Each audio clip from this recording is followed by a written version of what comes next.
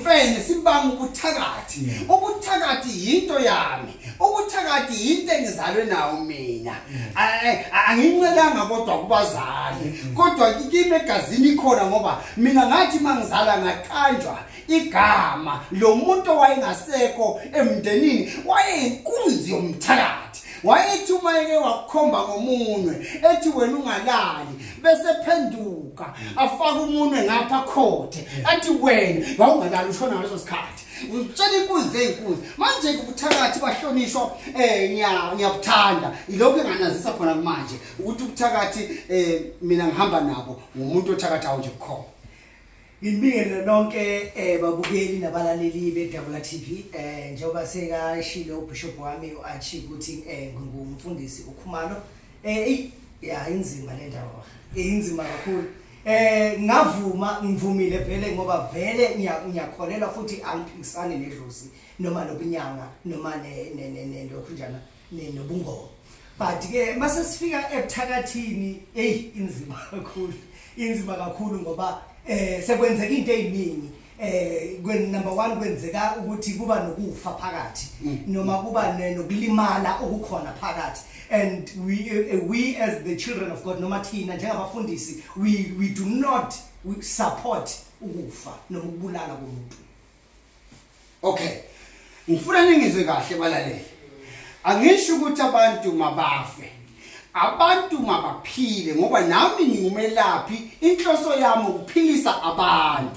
Kodwa masikhuluma ngobuthakathi babukhumalo, ubuthakathi bunamandla ngempela ukudlula umkhuleko wakho.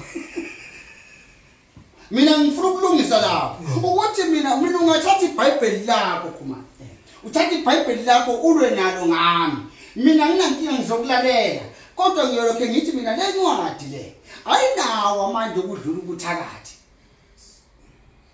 Ngendlela engikholwa ngayo mina njalo hayi komunye umuntu cishe wena elakhe igama mawulibiza lihle kuwe futhi liyakusebenzela nami lele thakathi zimo ngihlele ngiphila ngalo ngibona nje ngiphila ngalo nje ngingaka ubuthakathi nje into engiyazi ezweni ngiyithakathi ngisho ngifutha ubusuku nje uthakathi ngivele ngihambe ngiqhungu nje ngithakathi ngoba kunamandla akakuvumi futhi ngiyenkonzweni njengaqala ngithakathi ekukala ngisho ngiyenkonzweni ngenza yonke impilo kodwa impilo yami ehamba khona inobuthakathi. Hayi ngomani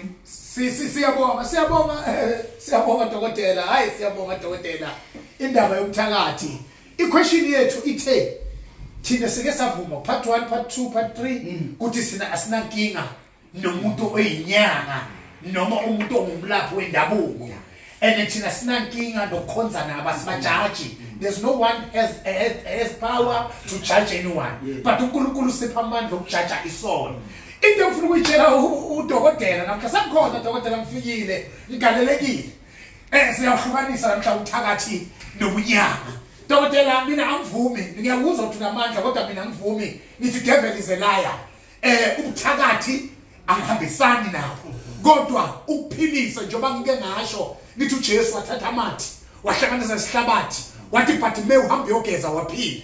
Wabuya uJesu uNkulunkulu futhi makathi uMoses hey amanzi ayababa uthi thatha isihlahla semsedari ufake emanzini amanzi abamtoti baphuza lokuthi umuthi anginandaba nawo umuntu oyisangoma anginandaba nawo it's a calling. Kodwa yokuthakathi namhla ngize nepetrol ngibekele kudoctor 2+2 ngiyamshisa namhla ngishisa lezinto zakhe namhla ngifuna abe ngumntwana kaNkulunkulu namhlanje. Ithi Isaiah mina ngiphethize wena uphethe umuthi nemfene yakho mina ngiphethize Isaiah 41 bakhumana ithi Isaiah 41 verse 10 ithi ningesabi mina nginani, ningesabi mina nginani, ababelelana nani phezulu kobumnyama nokulwa nempi yonke bangeke bazawushintsha bangabi lutho. Ngifuna ukusho namhla Dr. +2+2 ubuthakathi bakhe ngebusebenze namhla ngila ejozini ezweni lakhe bakathakatha ngifuna ukumbona mina ngimshaya ngezwi. Into engifunayo kuye ngifuna siqhubeke alaphe asebenza lapha abantu bavuke kodwa umthakathi ungasayenzi mfundisi. Noapostoli Paul azabizwa ngoapostoli Paul